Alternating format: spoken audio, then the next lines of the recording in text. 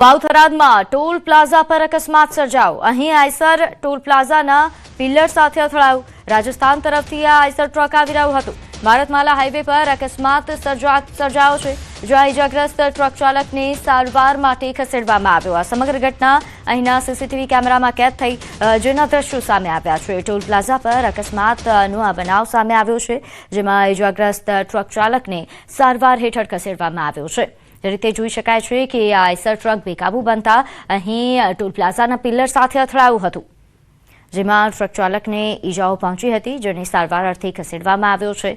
વાવ-થરાદથી આ બનાવ સામે આવ્યો છે। અહીં રાજસ્થાન તરફથી આઈસર ટ્રક આવી રહ્યું હતું અને તે બેકાબુ બનતા આ રીતે પિલ્લર સાથે અથડાય છે। ભારતમાલા હાઈવે પર અકસ્માતનો બનાવ બન્યો।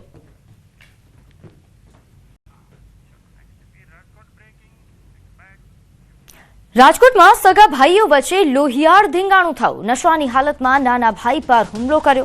બે મોટા ભાઈઓએ નાના ભાઈ પર હુમલો કર્યો હતો। સામાન્ય બોલાચાલી બાદ લાકડી વડે માર માર્યા હોવાની વિગત છે। નાનો ભાઈ લોહીલુહાણ હાલતમાં સારવાર હેઠળ તેને ખસેડવામાં આવ્યો। ધોરાજીના સુપેડી રોડ પરની આ ઘટના છે, જ્યાં પોલીસે ઘટના સ્થળે પહોંચી કાર્યવાહી હાથ ધરી છે। અમે ચાર ભાઈ હતા, એમાં આપણે કાંઈ હું કાંઈ બોલ્યો નથી। હું એને વાદળમાં હતો, મારા બે ભાઈ મોટા હે ને એને આને માર્યો। શેનેથી માર્યું? લાકડીએથી માર્યો। ક્યાં કારણોસર ભાઈજા? આપણે ચૂના ભઠ્ઠીએ ધ્યાનમાં જો બાજવાનું કારણ શું? બાજવાનું કારણ એમ કે આ ભાઈ પીને આવ્યો હતો અને ઓલા બે પીધેલા હતા। બે ભાઈ પીધેલા હતા અને આ ભાઈ પીને આવ્યો। પછી એમાંથી કંઈક રામણ થઈ આ ભાઈ પછી એમાંથી કંઈ બોલતો નતો, ઓલા ભાઈ એમાંથી ઉપડ્યા આ ભાઈ પછી એની માથે લાકડીના ઘા કર્યા।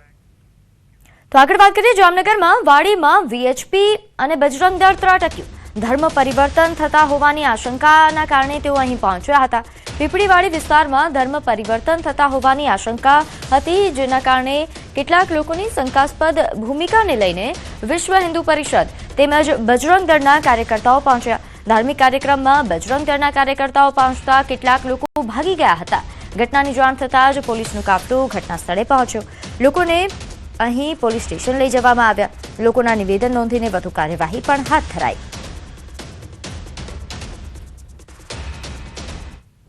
જામનગરના પીપળીમાં મોડી રાત્રે વિશ્વ હિન્દુ પરિષદ બજરંગ દળ દ્વારા જે પ્રકારે બાઇબલ લઈ અને ધર્મ પરિવર્તન થતી હોવાની બાતમીને લઈને ઉહાપો મચ્યો હતો અને જે પ્રકારના દ્રશ્ય જોઈ રહ્યા છો, મોડી રાત્રે મોટી સંખ્યામાં લોકો અહીં એકત્ર થઈ ગયા હતા। હાલ પોલીસ છે તે પહોંચી છે અને હાલ જે લોકો છે તે લોકોને પણ લઈ જવામાં આવી રહ્યા છે।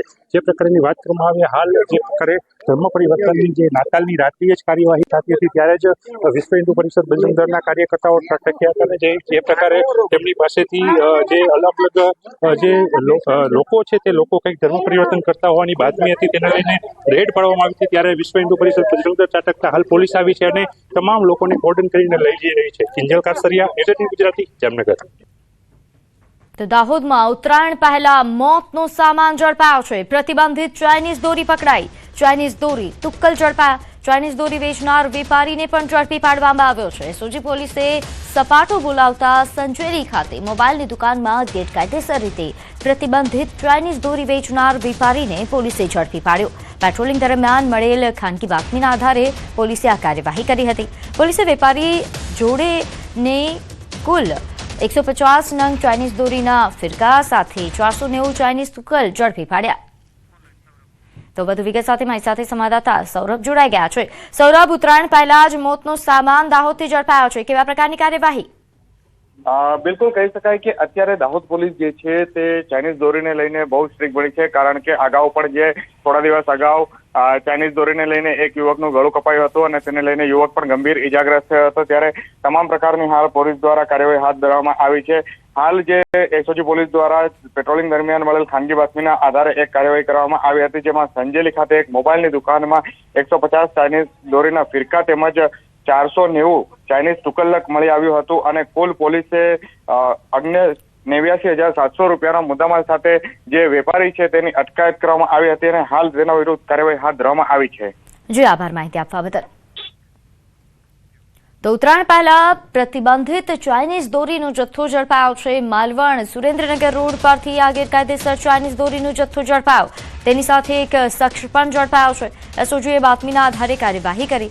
એસઓજીએ આરોપી પાસેથી પ્રતિબંધિત ચાઇનીઝ દોરીની 46 રીલ કબજે કરી, તો પાટડીના શખ્સ પાસેથી ચાઇનીઝ દોરી લઈ આવ્યા હોવાની પૂછપરછમાં તેણે કબૂલાત આપી છે. બંને સામે બજાણા પોલીસ મથકે ગુનો નોંધાયો. નોંધનીય છે કે ઉત્તરાયણ નજીક આવતા જ ચાઇનીઝ દોરીના વેપારીઓ સક્રિય થાય છે, પરંતુ એસઓજી પણ હાલ સક્રિય દેખાઈ રહી છે. વધુ વિગત સાથે મારી સાથે સંવાદદાતા અક્ષય જોડાઈ ગયા છે. અક્ષય, ઉત્તરાયણ પહેલા ચાઇનીઝ દોરી વિરુદ્ધ એસઓજી જે રીતે કાર્યવાહી કરી રહી છે, વધુ વિગત જણાવશો. જી ચોક્કસથી સુરેન્દ્રનગર જિલ્લામાં ખાસ કરીને ધાંગધ્રા અને પાટડી પંથકમાં મોટા પાયે ચાઇનીઝ દોરીનું વેચાણ થતું હોવાની ફરિયાદો ઉઠી રહી છે. તેને લઈને અગાઉ જીવદયા પ્રેમીઓની ટીમ દ્વારા આ મામલે રજૂઆત કરીને આ દોરીનું જે છે એ વેચાણ અટકાવવા માટે રજૂઆત કરવામાં આવી હતી, જેને પગલે એસઓજી પોલીસ દ્વારા આવી પ્રતિબંધિત ચાઇનીઝ દોરીનો જથ્થો છે ઝડપી પાડવા માટે ખાસ ઝુંબેશ હાથ ધરવામાં આવી છે. તેમાં એક શખ્સ છે એ પાટડીથી આ દોરી લઈ અને માલવણ સુરેન્દ્રનગર રસ્તા તરફ આવતો હોવાની બાતમીના આધારે એસઓજી પોલીસ ટીમે કુલ 46 ચાઇનીઝ દોરીની જે રીલ છે તેના જથ્થા સાથે આરોપીની જે છે ધરપકડ કરી છે અને આ જથ્થો પાટડીના શખ્સ પાસેથી લાવ્યો હોવાની કબૂલાત કરતા હાલ પોલીસ દ્વારા તેની પણ ધરપકડ કરવાની જે છે કાર્યવાહી હાથ ધરી છે. તેની પાસેથી પણ વધુ જથ્થો મળી આવે તેવી હાલ આશંકાઓ છે એ સેવાઈ રહી છે. જી આભાર માહિતી આપવા બદલ. તો વાત કરીએ અમદાવાદની. અહીં ક્રીડા ભારતી દ્વારા અખિલ ભારતીય અધિવેશનનું આયોજન કરવામાં આવ્યું છે. અમદાવાદના નિષ્કલંકી નારાયણ તીર્થધામ પ્રેરણાપીઠમાં અધિવેશન 2025માં 72 લાખ જેટલા આમાં ખેલાડીઓ કે સહભાગીતા નોંધાવી છે. એટલે ખૂબ મોટી સફળતા આપણને ગુજરાતમાં મળી છે અને એ જ ખેલ મહાકુંભ અત્યારે ખેલો ઇન્ડિયા એટલે કે ભારત લેવલે પણ આ યોજાઈ રહ્યું છે અને ગુજરાતમાં 16 જેટલા યુવા ખેલાડીઓ રાષ્ટ્રીય અને આંતરરાષ્ટ્રીય રમતોમાં રમવા માત્ર રકમના ઇનામો પણ જીતીને અને ટ્રોફી પણ જીતી લાયા છે. આપણા માટે ગૌરવની વાત છે. વડાપ્રધાન શ્રી નરેન્દ્રભાઈ મોદીના નેતૃત્વમાં આપણે 2047 વિકસિત ભારતનું નિર્માણ કરવું છે. વિકસિત ભારત માટે દરેક નાગરિક સ્વસ્થ રહે, ફિટ રહે તે ખૂબ જરૂરી છે. શ્રી મોદી સાહેબે વિકસિત રાષ્ટ્ર માટે આપેલા 9 સંકલ્પોમાંથી 2 સંકલ્પો સ્વસ્થ જીવનશૈલી અપનાવવાનો તથા યોગ અને રમતને રોજિંદા જીવનનો હિસ્સો બનાવવાનો પણ સંકલ્પ છે. વડાપ્રધાનશ્રીની પ્રેરણાથી દેશભરમાં રમતગમત પીપલ્સ મુવમેન્ટ બની ગઈ છે. આપણે સૌ પણ ફિટનેસને જીવનનું અંગ બનાવીએ અને સ્વદેશીને આપણા જીવનમાં અપનાવી ફરી એકવાર ક્રીડા ભારતીના અધિવેશનની સફળતાની શુભેચ્છાઓ પાઠવીને વિરમું છું. ભારત માતા કી જય. वंदे मातरम. जय जय गरीब. बहुत बहुत धन्यवाद माननीय मुख्यमंत्री जी. अब मैं તો ક્રીડા ભારતી દ્વારા અખિલ ભારતીય અધિવેશનનું આયોજન કરવામાં આવ્યું છે. અમદાવાદ ખાતે આ ત્રિદિવસીય આયોજન નિષ્કલંકી નારાયણ તીર્થધામ પ્રેરણાપીઠ અધિવેશનનું આયોજન આજથી 3 દિવસ સુધી આ અધિવેશન ચાલશે.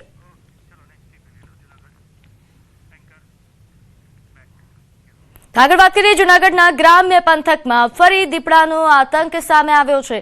દીપડાનો બાળક પર હુમલો. બગડુના વાડી વિસ્તારની આ ઘટના છે, જ્યાં ખેતરમાં કામ કરતા સમયે બાળક પર દીપડાએ હુમલો કર્યો. 9 વર્ષના માન સોલંકી નામના બાળકને ગંભીર ઈજાઓ પહોંચી. ઇજાગ્રસ્ત બાળકને જૂનાગઢ સિવિલ હોસ્પિટલ ખસેડવામાં આવ્યું. દીપડાને પાંજરે પૂરવાની પણ માંગ થઈ રહી છે.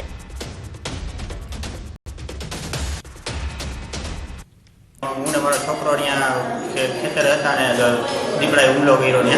કોની ઉપર હુમલો કર્યો? કોનો ઉપર હુમલો? મારા છોકરા ઉપર હુમલો કર્યો ને ખસેડીને લઈ ગયા અંદર ને એને ઈજા કરી બધી. અહીંયા ગરદનમાં ને અહીંયા બધી પકડી કરીને વાસામાં ને તકલીફ થઈ. અમે અત્યારે સરકારી હોસ્પિટલ ખસેડી કરીને લઈ આવ્યા. કોઈ સસ્તા સોનાની લાલચ આપે તો ફસાતા નહીં, કારણ કે ભુજમાં ચોંકાવનારો બનાવ બન્યો. 1 કિલો સોનાની લાલચ આપી 28 લાખની ઠગાઈ કરવામાં આવી. સસ્તા સોનાની લાલચમાં ઠગાઈ કેસે ભુજમાં ખળભળાટ મચાવી દીધો છે. ફેસબુક મેસેન્જરથી સંપર્ક કરી બજાર ભાવથી સસ્તું સોનું આપવાનું કહેલું. 1 કિલો સોનાની લાલચ આપી ફરિયાદી પાસેથી 28 લાખની રકમ પડાવી લીધી. લોકલ ક્રાઇમ બ્રાન્ચે ગણતરીના કલાકોમાં જ મુખ્ય આરોપીને ઝડપી પાડ્યો છે. એલસીબીએ હુસેન ઉર્ફે ભાભા ત્રાયાની ધરપકડ કરી 28 લાખ કબજે લીધા અને અન્ય આરોપીઓની શોધખોળ પણ શરૂ કરી છે.